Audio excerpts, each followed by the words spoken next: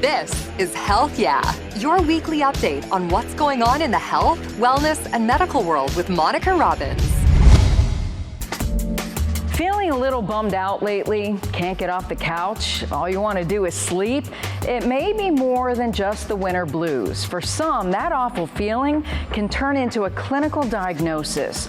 More than 10 million Americans struggle with seasonal affective disorder, a type of depression that can last months. Fresh air and exercise really do help and really make you feel better about not just yourself, but about a lot. And when there's not enough daylight and time in the day, things can get dark, literally and emotionally. Don't go into hibernation, make some plans with others. Today, we're shining a light on seasonal affective disorder, straight ahead on Prescription for Life.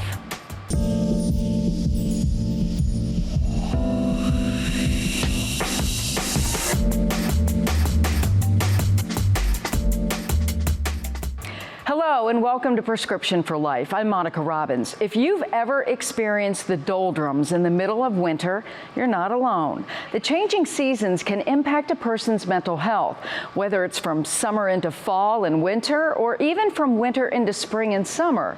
And there's more to it than just feeling a little down in the dumps.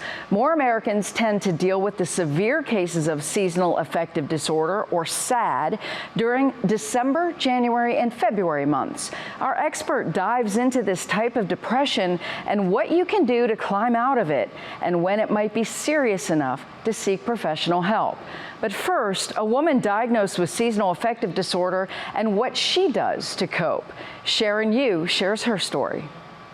Enter into the Minnesota Zoo's Tropics Trail, where no matter the temps outside, it's 78 degrees and humid. Yeah, he's got to fix his tail. Surrounded by lush greens, Alyssa Denzer watches and is watched, just what she needs. This cuts it.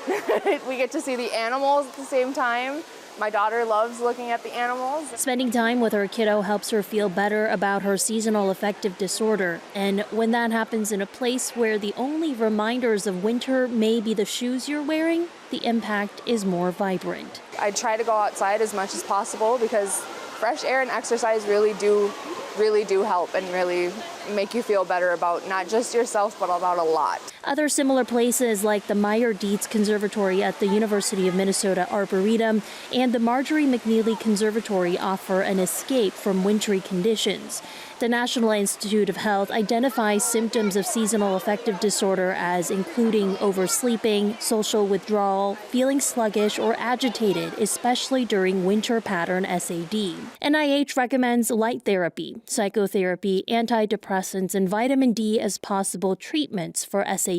My brother has a lamp, actually, that works really well with him. He turns it on in the morning, and it definitely helps him. As for Denzer, who says she was diagnosed with SAD 10 years ago. Taking the little bits of advice, looking for positivity, and just trying to remain positive, basically. In Apple Valley, Sharon Yu, KARE 11 News. Now to our Cleveland Clinic expert on ways to cope with SAD. Joining me now is Dr. Dawn Potter, a clinical psychologist with Cleveland Clinic, talking about seasonal affective disorder. We're heading into the winter months. Tell me about SAD. Is it real? Oh, it's definitely real. Yeah, so SAD is a condition where a person has symptoms of depression that have a seasonal pattern, usually onsetting in the fall or winter and getting better by the spring or summer.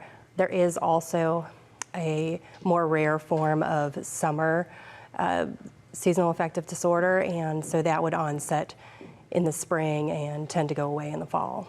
What causes it? Is it really just the weather? It is generally the changes in sunlight, and so when it tends to the days get shorter, it's darker, people are having less exposure to sunlight, and that can cause all kinds of changes in our bodies. So it can cause changes in our biological clock, making us more sleepy, and it can cause changes in our levels of brain chemicals that help regulate our mood, like serotonin. And people with seasonal affective disorder also do tend to have more negative thoughts about the winter, although we don't know if that's like that's a chicken or the egg problem. We don't know if that's because they have the seasonal depression or because their negative thoughts about the wintertime cause it. Are there any people who are at higher risk? Yes, so younger adults, 18 to 30, are higher risk, and women are at higher risk as well. So does the time change? You know, when that happens, does that have a huge impact on both of them? Absolutely, it can, yeah, because it can lead to changes in our sleep schedule, and especially the change in the springtime the losing some sleep can even cause a higher incidence of car accidents and things like that. So seasonal affective disorder, aside from not being thrilled about, you know, the darker time during the winter, what are some of the symptoms? So the symptoms are the same as symptoms of major depressive disorder, which is that a person has a predominantly depressed mood or loss of interest, and they will also have some other physical symptoms like changes in their appetite, changes in their sleep patterns, feeling either physically slowed down or physically wound up and agitated. They may have thoughts of suicide. They'll have changes in their concentration, and they'll have feelings of excessive guilt or feeling down on themselves. Did the holidays come into play with this too? It can, yeah. So, well, there's probably a lot of biological causes for seasonal affective disorder. People also experience a lot of holiday stress sometimes. And so that may be, even if a person is kind of doing everything they can to prevent the biological changes, they may still experience a more down mood or a more anxious mood. Is it worse after winter, after December 21st, or is it, you know, it usually kicks up more so in January and February? I think that's situational dependent, depending on how excited or stressed people are about the winter holidays.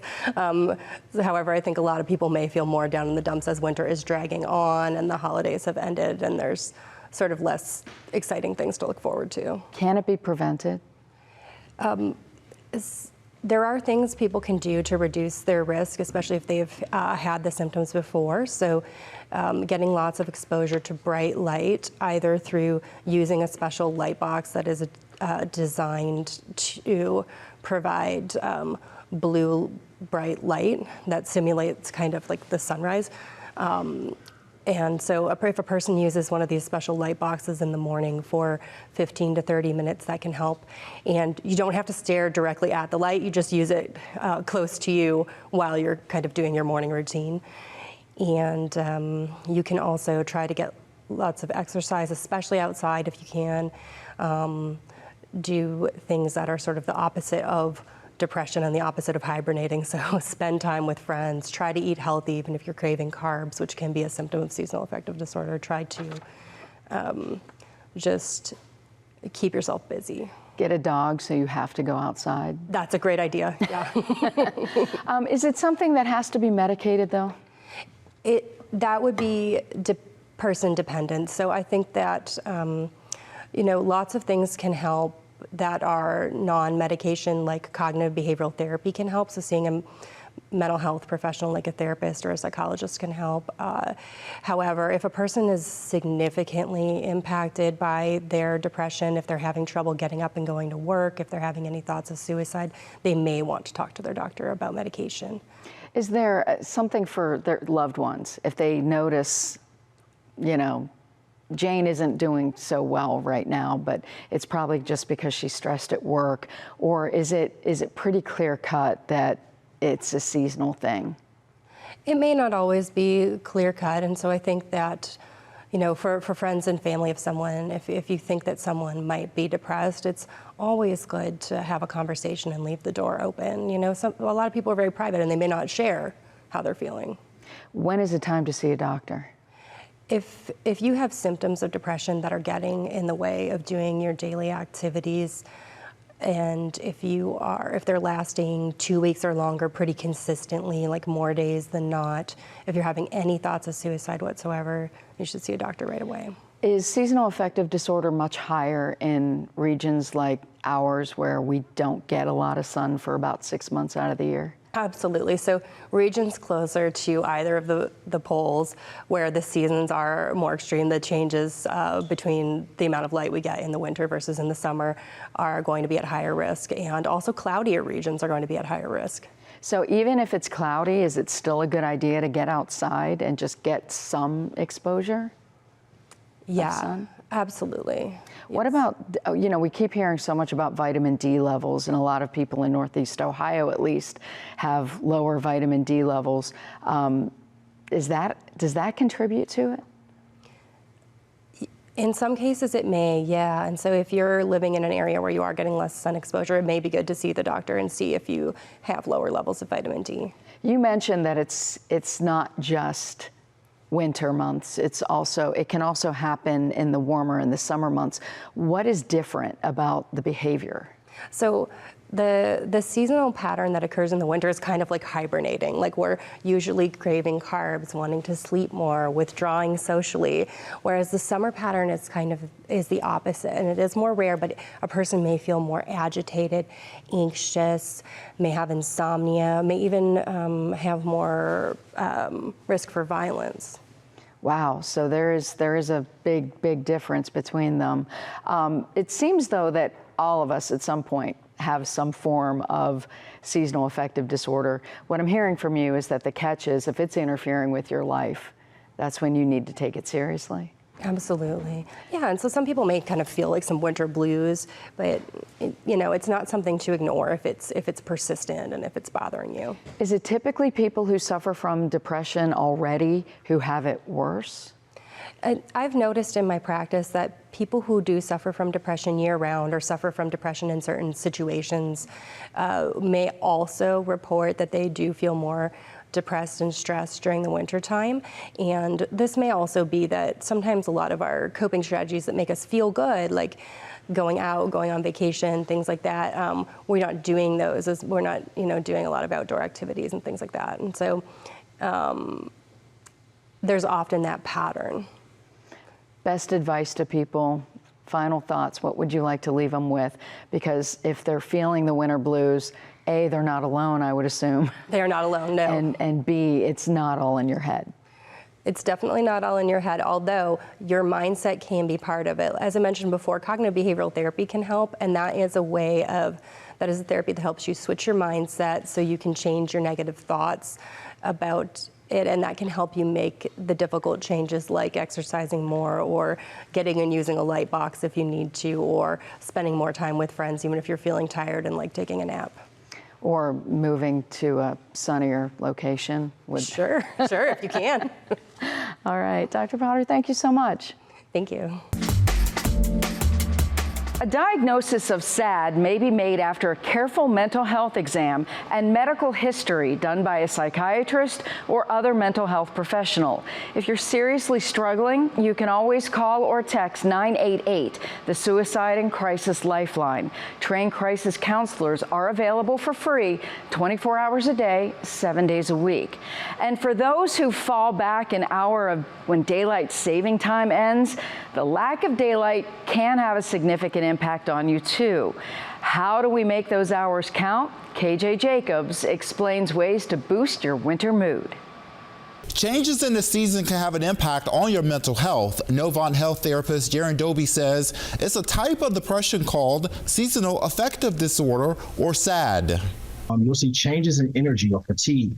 You see insomnia or even hypersomnia, overeating, changes in mood, anhedonia, which is low pleasure, low interest in doing things, changes in appetite, inappropriate guilt, or decreased concentration. Those changes are so often felt as the time changes. Between summer solstice in June and winter solstice in December, the amount of sunlight decreases by nearly 5 hours. It occurs as Earth tilts away from the sun and reduces the sun's angle. And don't go into hibernation. Like, make some plans with others. Plan a date for yourself. Being able to get out and do things and move around is something that can be very much so helpful. Doby says there are ways to cope with fewer daylight hours, make the daylight hours count, embrace winter events, be active and exercise, socialize with friends and family, and also add a new hobby to your routine. And just remember, even though December 21st is the official start of winter, it's also the winter solstice. And while that may be our shortest day of light, each day afterward, we gain a minute or so of daylight. So hang in there, because things really do get brighter as we move into spring. That's all for this episode of Prescription for Life. Thank you so much for watching. I'm Monica Robbins. I'll be back here with another dose next week. Until then, wishing you good health. Thank you so much for tuning into Health Yeah. Please find me on Twitter and Instagram at Monica Robbins. Like and follow my Facebook page, Monica Robbins WKYC. Find video podcasts at Monica Robbins' channel on YouTube. And please subscribe. Wishing you great health and hope to see you again soon. Thanks for listening to Health Yeah with Monica Robbins from WKYC Studios. Subscribe now so you never miss an update. And find more on everything you heard here on WKYC.com and on the WKYC app.